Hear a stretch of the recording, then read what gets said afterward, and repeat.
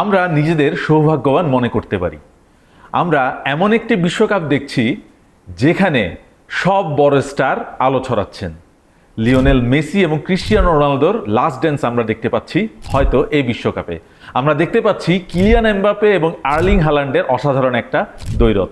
আমরা দেখতে পাচ্ছি হ্যারি কেইন, মোহাম্মদ সালাহ, ভিনিসিয়াস জুনিয়ররাও আলো ছড়াচ্ছেন এই বিশ্বকাপে। আপনি মনে করতে পারেন সর্বশেষ কোন বিশ্বকাপে এতগুলো তারকা একসঙ্গে এত ভালো খেলছিলেন, এবং এই তারকারা কি করেছেন এই বিশ্বকাপে এবং কারা কতটা উজ্জ্বল হয়ে উঠছেন, সব গল্পই আমরা বলবো এই ভিডিওতে। যেটা বলছিলাম, বিশ্বকাপে এত এত তারারা এত ভালো খেলছেন এটা মনে করতে আমাদের আসলে একটু অনেক পেছনে হয়তো ফিরে যেতে হবে। 1982 বিশ্বকাপে সেই তরুণ ম্যারাডোনা ছিলেন, তখন জিকো ছিলেন ব্রাজিলের, মিশেল প্লাতিনি এবং গোল্ডেন বল জয়ী পাওলো রসি। এরপর রোনালদো, রোমারিও, রিভালদো থেকে আর্জেন্টিনার গ্যাব্রিয়েল বাতিস্তুতা এবং ফ্রান্সের জিদান সহ অনেক বড় বড় স্টার এসেছেন বিশ্বকাপে। মেসি রোনালদোর যুগ শুরু হয়ে যাওয়ার পর তারা আসলে নিজেদেরকেই এই বিশ্বকাপটা তাদের মঞ্চ বানিয়ে ফেলেছেন। কিন্তু এই বিশ্বকাপ যেন ছাড়িয়ে যাচ্ছে আগের সব আসরকে, যেখানে বড় স্টাররা মাঠে নামা মাত্রই গোল। আমরা লিওনেল মেসি দিয়ে একটু শুরু করতে চাই।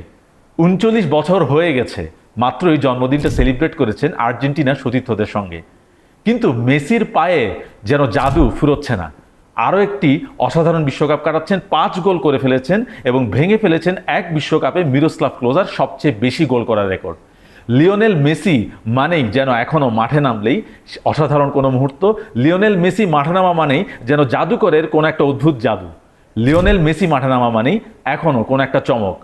লিওনেল মেসির 5 গোল করে ফেলেছেন। যারা ভেবেছিলেন যে ক্রিস্টিয়ানো রোনালদো এই বিশ্বকাপে পারবেন না, হয়তো প্রথম ম্যাচ দেখে সেই ধারণাটা, সেই ভুলটা হয়তো অনেকেরই ভেঙে গেছে। রোনালদো খুব বেশি পেছনে নেই, জোড়া গোল করে ফেলেছেন এর মধ্যেই উজবেকিস্তানের বিপক্ষে, এবং 41 বছর বয়সেও ক্রিস্টিয়ানো রোনালদো জানিয়ে দিয়েছেন তিনি এখনও পর্তুগালের নাম্বার 9 হিসেবে প্রথম পছন্দ। 41 বছর বয়সে একজন ফুটবলার এখনও বিশ্বকাপে মাঠে নেমে গোল করছেন, এটা হয়তো ক্রিস্টিয়ানো রোনালদোর জন্যই সম্ভব। রোনালদো এবং মেসির এই দ্বৈরথের এই বিশ্বকাপেও দেখা যাবে, সেটা কি আপনি ভেবেছিলেন আদৌ? এবং এরপর যারা আছেন তারা হয়তো রোনালদো এবং মেসির পরের যুগের সেই দ্বৈরথে শুরুটা করতে যাচ্ছেন। কিলিয়ান এমবাপে এর মধ্যেই বিশ্বকাপে আমরা দেখেছি মেসির পরেই তিনি রেকর্ড যদি কেউ ছুঁতে পারেন সেই দৌড়ে সবচেয়ে বেশি এগিয়ে আছেন এমবাপেই। 16 গোল করে ফেলেছেন বিশ্বকাপে এখন পর্যন্ত, এবং ক্লোজার রেকর্ডটিও তিনি ছুঁয়ে ফেলেছেন। কিলিয়ান এমবাপে এখন পর্যন্ত বিশ্বকাপে করে ফেলেছেন 4 গোল, এবং এরকম চলতে থাকলে তিনিও গোল্ডেন বুটের লড়াইয়ে কিন্তু অনেক বড় একজন দাবিদার। এবং কিলিয়ান এমবাপের বয়সটা আমরা যদি দেখি, তিনি আরও অ্যাটলিস্ট একটা বিশ্বকাপ তো খেলতে পারেনি, হয়তো আরও একটি বিশ্বকাপও খেলতে পারেন।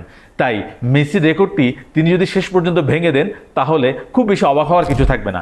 এর মধ্যে কিন্তু এমবাপে একটি বিশ্বকাপ জিতেছেন, আরেকটি বিশ্বকাপের ফাইনালে উঠেছেন, এবং এই বিশ্বকাপটি যেভাবে শুরু করেছেন তাতে ফ্রান্স যদি সবচেয়ে বড় ফেভারিট হয় তাহলে এমবাপেই তাদের সবচেয়ে বড় বাজির ঘোড়া। এরপর হালান্ডের কথা একটু বলতে চাই। এই মুহূর্তে বিশ্বে গোল পোস্টের সামনে সবচেয়ে যদি কোনো ক্ষুরোধার স্ট্রাইকার থাকে, সবচেয়ে যদি কোনো ভয়ঙ্কর স্ট্রাইকার থাকে, সেটা হয়তো এর্লিং হালান্ড। নরওয়ের এই স্ট্রাইকার 25 বছর বয়সে নিজের প্রথম বিশ্বকাপ খেলতে নেমে এর মধ্যেই 4 গোল করে ফেলেছেন। এর্লিং হালান্ড মানেই যেন বিশ্বকাপের মঞ্চে কোনো অসাধারণ গোল, এবং এর্লিং হালান্ড তার 25 বছর বয়সে যেভাবে তিনি বিশ্বকাপে উপস্থিতি জানান দিয়েছেন, তাতে পরের প্রজন্মের ব্যাটলটা হয়তো হালান্ড এবং এমবাপের মধ্যেই হতে যাচ্ছে। এবং নরওয়ে এই বিশ্বকাপের কেন অন্যতম চমক, সেটা কিন্তু হালান্ডের উপর অনেকটুকুই ডিপেন্ড করছে। তাই এর্লিং হালান্ড এবং এমবাপের দিকেও আমরা তাকিয়ে থাকবো। এরপর হ্যারি কেইনের কথাও বলতে হয়, ইংল্যান্ডের সবচেয়ে বড় বাজির ঘোড়া। এখন পর্যন্ত বিশ্বকাপে প্রথম ম্যাচে তিনি জোড়া গোল করে ফেলেছেন, এবং ইংল্যান্ড যদি এই বিশ্বকাপে অনেক দূর যেতে পারে সেটার জন্য হ্যারি কেইনকেই বড় ভূমিকা পালন করতে হবে। মোহাম্মদ সালাহ মিশরের এবং সবচেয়ে বড় ভরসা। এই বিশ্বকাপে হয়তো 33 বছর বয়সে তার শেষ বিশ্বকাপ, কিন্তু সালাহ এখনও সে আগের মতোই দুর্দান্ত। এর মধ্যেই মিশরের হয়ে একটি গোল করে ফেলেছেন, এবং যেটি মিশরের বিশ্বকাপের ইতিহাসে প্রথম জয়। সালার দিকে তাকিয়ে আছে পুরো মিশর, সালার দিকে তাকিয়ে আছে আরব বিশ্বের অনেক ফুটবলাররা যারা কিনা সালার মতো হতে চায়, এবং সালাহ দেখিয়ে দিয়েছেন তার মঞ্চটাও এই বিশ্বকাপে হতে পারে। এবং আমরা সর্বশেষ আসতে চাই এমন দুজনকে নিয়ে যারা আজ আলো ছড়িয়েছেন, ভিনিসিয়াস জুনিয়র এবং নেইমার। ভিনিসিয়াস জুনিয়রের কথা যদি আমরা বলি, ভিনিসিয়াস জুনিয়র এখন পর্যন্ত এই বিশ্বকাপে যেটা করেছেন সেটা আসলে ব্রাজিলের হয়ে তিনি যে একসময় বলা হতো ব্রাজিলের জার্সিতে ততটা উজ্জ্বল নয়, সেই অপবাদ তিনি কিন্তু ঘুচিয়ে ফেলেছেন। ভিনিসিয়াস জুনিয়র আজ আমরা দেখেছি স্কটল্যান্ডের বিপক্ষে ম্যাচে 2টো গোল করেছেন এবং এই বিশ্বকাপে তিনিও গোল্ডেন বুটের লড়াইয়ে 4 গোল করে কিন্তু অনেকটাই আছেন। এবং ভিনিসিয়াসের কথা যদি আমরা বলি, নেইমারের কথাও একটু প্রসঙ্গক্রমে আসবে, কারণ একটা সময় ব্রাজিল মানে ছিল নেইমার।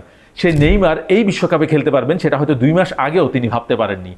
চোট ছিল তার অনেক দিন পর, 981 দিন পর তিনি এই বিশ্বকাপে মাঠে নেমে হয়তো তেমন বড় কিছু করতে পারেননি, কিন্তু ম্যাচ শেষে তিনি বলেছেন এই ব্রাজিলের সবচেয়ে বড় স্টার ভিনিসিয়াস। তার মানে নেইমার তার ব্যাটনটা ভিনিসিয়াসের হাতে তুলে দিয়ে বলেছেন, এখন থেকে এই ব্রাজিল দলটা তোমার, তুমি এই ব্রাজিল দলের প্রতিনিধি, তুমি এই ব্রাজিল দলের সবচেয়ে বড় বিজ্ঞাপন। তাই ভিনিসিয়াস এবং নেইমার, এই ব্রাজিল তাদের দিকে তাকিয়ে থাকবে। কার্লো অ্যানচেলত্তি হয়তো অনেকটাই স্বস্তি পাবেন যে ব্রাজিল শুরুর দিকের একটু স্লো ভাবটা কাটিয়ে তাদের মোমেন্টামে ফিরে এসেছে। তাই এখন পর্যন্ত এই বিশ্বকাপে আমরা যে তারাদের কথা বলছি, সামনে আমরা তাদের দিকে চোখ রাখবো। নকআউট পর্ব শুরু হবে কদিন পরেই, দেখা যাক এই তারারা কেমন করে এই বিশ্বকাপে শেষ পর্যন্ত কোন তারা নিজের করে নিতে পারেন। সব প্রশ্নের উত্তর জমা রইল সামনের জন্য।